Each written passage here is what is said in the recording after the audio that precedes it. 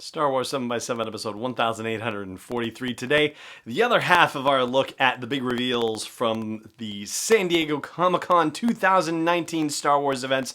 In this particular case, we're talking about the Lucasfilm Publishing Panel and the big announcements that they had grouped into three nice and neat categories. Let's go.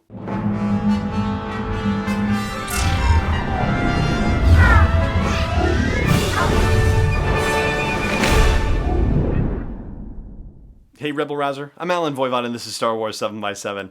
Thank you so much for joining me for this episode, which is going to be a bit of a breakneck episode because we've got a lot to talk about. So, it's really awesome that I was able to wait a day on this episode because the fine folks at Penguin Random House actually uploaded video of the whole Lucasfilm Publishing Panel, so I got to see it for myself. And the official website uploaded high-resolution images of the covers and other images from the panel that were presented there at San Diego Comic-Con. So awesome stuff. All right, so we're breaking this episode into three categories about the reveals at the publishing panel. Category 1 is required reading. And according to Michael Siglain, who is the creative director at Lucasfilm, overseeing all the publishing efforts, there are three particular stories that he considers to be required reading prior to seeing The Rise of Skywalker. And yes, there is a whole Journey to the Rise of Skywalker publishing initiative, but if there are three stories he has to pick out, these are them, and one of them isn't even in that journey, strangely enough. So they are Resistance Reborn, which is part of the journey, Black Spire, which is part of the Galaxy's Edge storytelling, and Allegiance, which is a 4-issue comic series from Marvel. Now, all three of those have been previously announced. What isn't known is some additional details. For example, with Resistance Reborn, we're told that it bridges the time between The Last Jedi and The Rise of Skywalker. How much we should read into that word bridges is obviously up for debate. And then as far as Black Spire goes, whereas Delilah Dawson described her previous novel Phasma as like Star Wars meets Mad Max, in this case she describes Black Spire as being like Star Wars meets Brooklyn Nine-Nine, where we have a cast of characters that actually like each other that are working toward a common purpose, including Vi Moradi and Cardinal from her previous novel Phasma. And then the Allegiance story, we have covers now. Before we didn't have any covers, but now they've released all 4 covers, and they don't really tell us anything new other than there is a Quarren pictured, and the Quarren are another species that are on the planet Mon Cala, which is the same planet where Admiral Akbar and Admiral Raddus and the other Mon Calamari come from. So that's pretty much the only bit of new news we have per se about that. Our second category of reveals is the multi-purpose category. So even though, for example, Black Spire is a Galaxy's Edge story, it's also doing double duty as a Journey to the Rise of Skywalker story, even though it's not badged like that, right? So in a similar fashion, the Myths and Legends book, or collection of stories by George Mann, also ties into Galaxy's Edge because there is a Batuu story, and it also happens to tie into the long departed and dearly departed mobile game Star Wars Uprising, because 2 pirate characters appear in the Myths and Legends book. And then it turns out that the book Force Collector, which is a Journey to the Rise of Skywalker book as well, will also have some kind of link to Batuu. So there you go for that.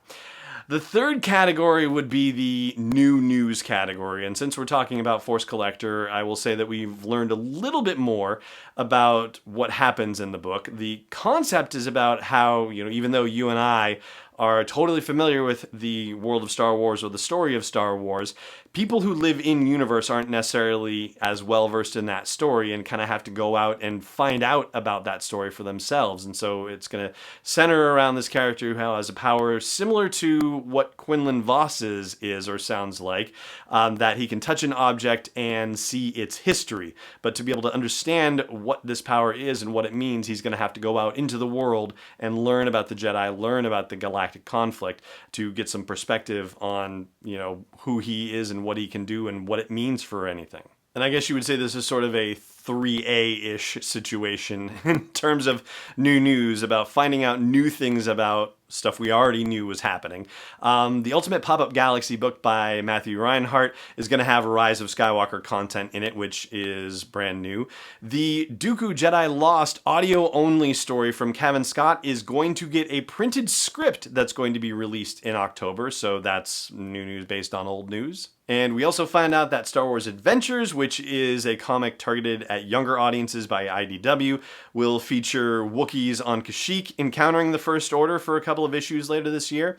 We also learned that the cover of the Star Wars The Rise of Skywalker Visual Dictionary will prominently feature a Knight of Ren, even though it's only captioned Knight of Ren, doesn't tell us much. But there is a new TIE fighter pictured, the TIE Dagger, and Janna's energy bow is also pictured as well. Janna being the character played by Naomi Ackie in The Rise of Skywalker, about whom we know next to nothing still.